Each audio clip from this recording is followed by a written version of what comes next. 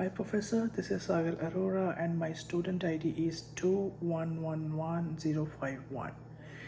Today I would like to talk about chapter 7 that I have learned, and I have understood a lot of things from this chapter, and it also shows me and taught me the difference between the deviance and crime, how crime happened. I also learned about some behaviors of it, some rules of it, some rules of it, what are the aspects of it, what it contains actually. So okay, let's talk about the deviance, what it is actually. So it was quite tough to know about the what is deviance. What I have learned, I think so, deviance is when someone break the social norms or go against the society or do and break those rules which are made by society, like on the basis of their culture, political, and on their surroundings. When someone breaks those rules, it is a deviance. Like there is a little difference between deviance and crime. The crime, like if a person is breaking the social norms and as well breaking the laws, it would be considered as a crime. But if it is because some are the things that are not illegal to do, but those are unacceptable by society members, so this is that is known as deviance. For example, let's take an example of a line. For example, we are standing in a line and waiting for a bus for 15 minutes, and someone suddenly came over there and break the line and just go into the bus. So that is kind of deviance. This is not crime to break the line and take the bus. This is deviance because it is socially unacceptable from other society members. So the crime, like if someone violate the laws, like he doesn't follow the rules, he just break the rules, so it is a crime. So there's a little difference between them. Deviance could be done on both levels, the major level and the minor side. Minor would be, to tease someone, to pick a nose of someone, or the major side to killing someone. I would like to also give an example about crime, like for example, overspeeding. Or it is socially unacceptable, but it is also illegal to overspeed on the road. So that is a crime. Let's go ahead about some serious acts of deviance. The first one is conscious crime, second, conflict crime, third is social deviation. First, conscious crime, what it is? It is just a group of people who just study the behavior of other criminals, right? For example, there's a group of people who just try to understand the behavior of criminal, why he or she commit the crime, why they did that. Maybe there would be something wrong with them. So it is it works with the consensus crime. Next one is the conflict crimes, which like most of the time these are done by the powerful authority, sorry, powerful people, like having drugs or something. And third, the social deviation. There is a great example of social deviations. So we can take the bad behavior with their junior employees, to not to treat them very badly, sometimes abuse them, sometimes make them feel that they are very low, right, in front of us. So these are three serious acts that I have learned in this chapter. Let's go ahead. So in this chapter I got to know that it is not easy to understand about deviance. Before understanding that what it is, we just need to go into its roots. About We need to know its rules. We need to know how it was made. We need to know who it made. There are so many questions that we need to figure it out before doing that. Because there is a single thing that I just want to say. Some things in a specific society are acceptable.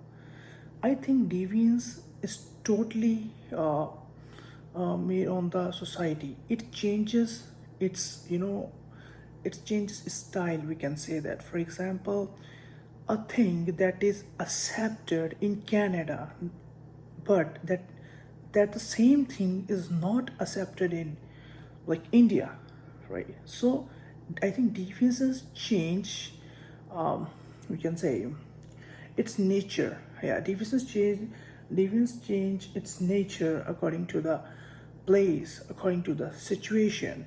uh, I have very great example with it. Let's see. In Canada, it is very common to kiss in public, to kiss their partners in public. Right? We can commonly see this thing, and this is very normal, so people do not feel awkward. But in my country, in India, we are not allowed to do that.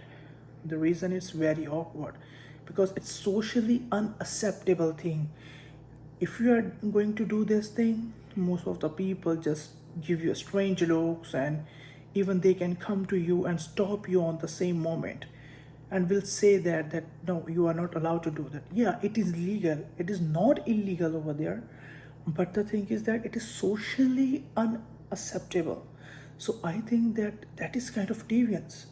So it changes its natures according to place, according to uh, situations, according to the different scenarios. When we are talking about deviance, so it also comes with the labeling theory. uh, labeling theory Labeling theory is a specific thing, like when we just label to another people.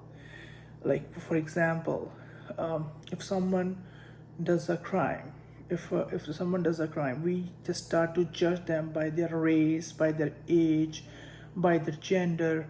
Like, yeah, that guy who belong to this community, or like from that, he has that sex, or comes in that kind of age, these people commit a lot of crimes. So what it does, it creates different, like more, it creates the same thoughts in other minds. So it is kind of a labeling theory. When we label someone, when we give them a tags, so that, like, even their innocence, we know that even their innocence, but after some people give them a tag, they are known as criminals. Like criminals, right? They are treated as criminals. So we can say that, like, after, like in deviance, after the labeling theory, there is a social control. Social control comes with its different aspects. The one is the formal, the second is informal social control, and it also have some positive sanctions and negative sanctions. Positive sanctions. Like, before going on that, I would like to talk about social control. What is social control actually? Social control is a process of enforcing culture on others, to uh, to allow people, like, to enforce some rules and some norms on other society members, for stopping them doing some wrong things. Or like, it could be basis on the culture, political, it could be on the, like, political, yeah, political or culture.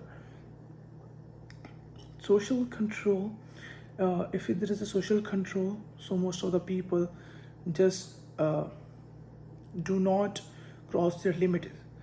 It is only done for maximizing the conformity and minimizing the deviance in the society. So that is why social control is very important. There are two kinds of social control: formal social control and informal social control. Formal social control, let's take an example with this.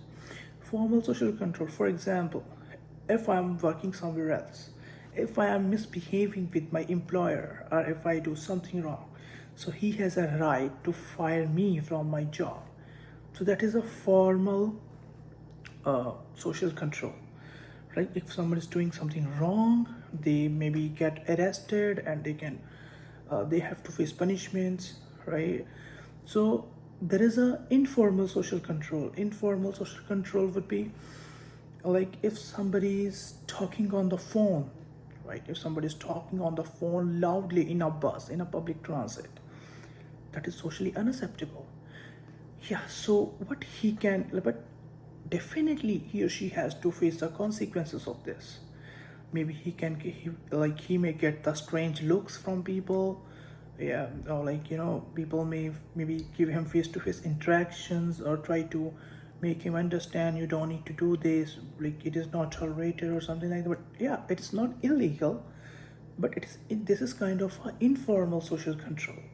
So this is a great examples. There's a difference between formal and informal. So with these categories, it comes with the positive sanctions as negative sanctions.